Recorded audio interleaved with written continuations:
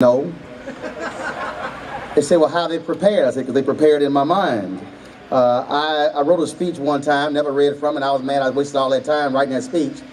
And so that's just now how I roll. And it was pretty funny. They sent me some talking points, and I read them, and they were from a speech I gave before. I said, these are not your talking points. Those are mine. And so I appreciate the committee sending me talking points that came from me. Thank you so very much. There's a song that was often sung during the Civil Rights Movement, and it said, I woke up this morning with my mind stayed on freedom.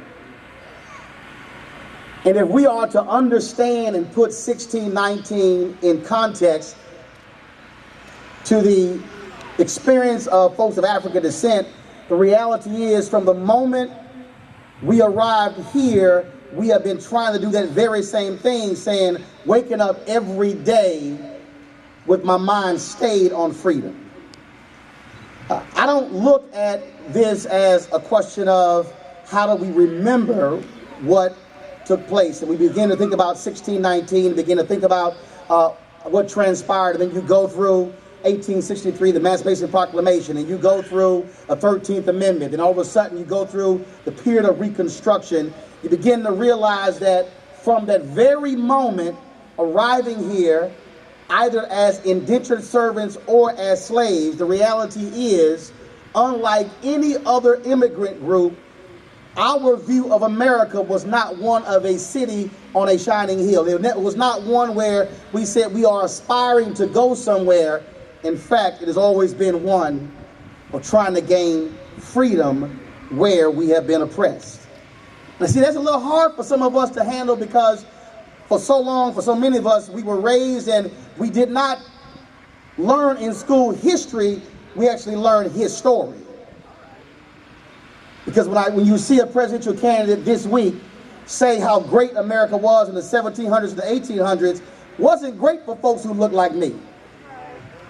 It wasn't great if you were not free. It wasn't great if you were in chains.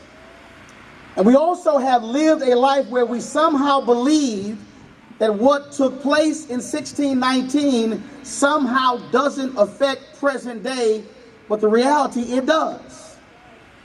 Because when you go through decades and centuries where those same individuals of African descent were not even allowed to get an education, and then we wonder why you have the sad state of education today when it comes to black folks, when you were denied educational opportunities from 1619 going through the 1960s, the reality is we haven't had that much time being fully free. Now let me unpack that notion of being fully free.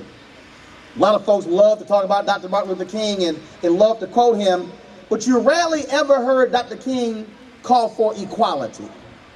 No, he called for freedom. What he wanted for African Americans, and that is, from the moment they were born, they had the exact same rights to freedom as a white child that was born.